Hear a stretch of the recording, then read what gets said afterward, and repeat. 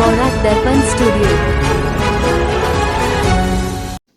নমস্কার, নিউজ বরাক দর্পণ স্টুডিও থেকে আমি সঞ্জয় কুমার প্রকাশিত। আজকের দেশ বিদেশের বেশ কয়েকটি গুরুত্বপূর্ণ খবর। কাছাড় জেলায় মাদক বিরোধী অভিযানে বড় সাফল্য পেল পুলিশ ও আসাম রাইফেলস। গোপন সূত্রের ভিত্তিতে শিলচর কালাইন সড়কে অভিযান চালিয়ে দুটি গাড়ি থেকে বিপুল পরিমাণ হেরোইন উদ্ধার করা হয়েছে। পুলিশ জানায়, মিজোরাম থেকে গৌহাটি অভিমুখে আসা হুন্ডাই ক্রেটা AS01 DR 7027 এবং বোলেরো AS29 9335 গাড়িতে তল্লাশি চালিয়ে গোপন চেম্বার থেকে 48টি সাবানের বাক্সে রাখা মোট 538 গ্রাম হেরোইন উদ্ধার করা হয়। উদ্ধার হওয়া মাদকের আনুমানিক বাজার মূল্য 3.25 কোটি টাকা। এই ঘটনায় মাদক পাচারের অভিযোগে 5 জনকে গ্রেপ্তার করা হয়েছে। পাশাপাশি দুটি গাড়ি ও 6টি মোবাইল ফোন জব্দ করেছে পুলিশ। প্রাথমিক তদন্তে জানা গেছে, মিজোরাম থেকে কাছাড় হয়ে অন্য রাজ্যে এই মাদক পাচারের পরিকল্পনা ছিল।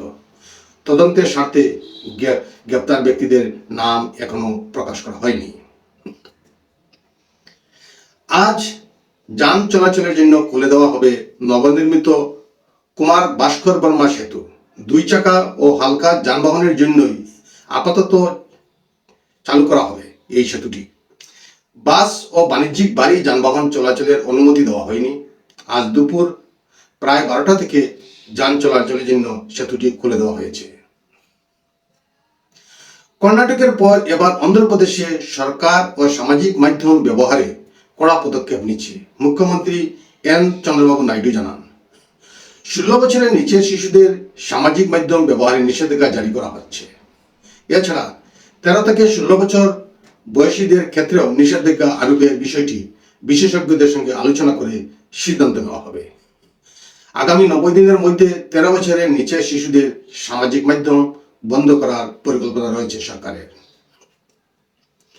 আসন্ন 2026 নির্বাচনের আগে কংগ্রেস দল ত্যাগে আবারও বড় ধাক্কা। দলের আইটি সেলের সহ সভাপতি নিত্যানন্দ দাস কংগ্রেস ত্যাগ করেছেন।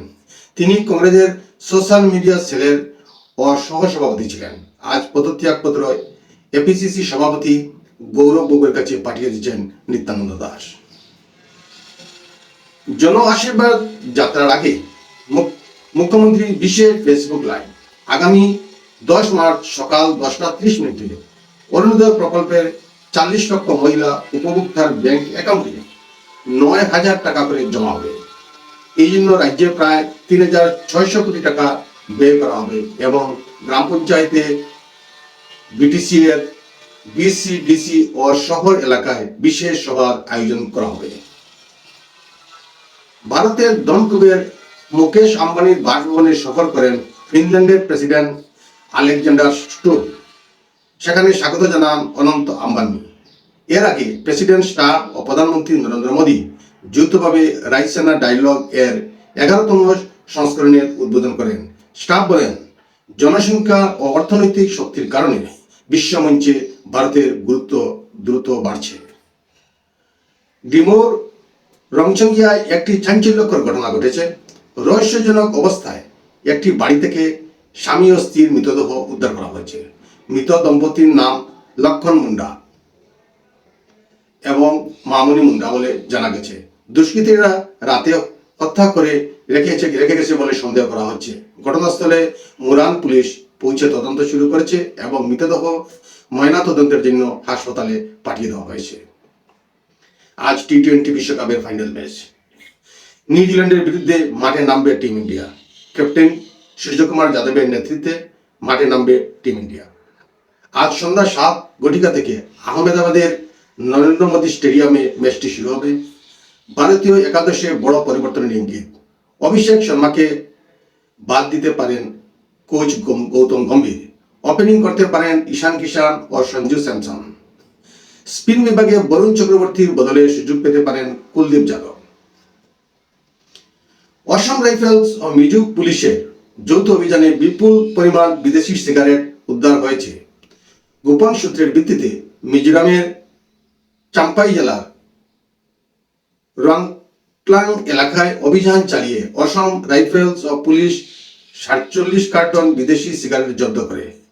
অসম রাইফেলসের এক সূত্র জানিয়েছে, জব্দ করা সিগারেটগুলো বেনসন আর অ্যান্ড হেডজিস ব্লু গোল্ড ব্র্যান্ডের। উদ্ধার হওয়া সিগারেটগুলোর বাজার মূল্য প্রায় 61.10 লক্ষ টাকা বলে জানা গেছে।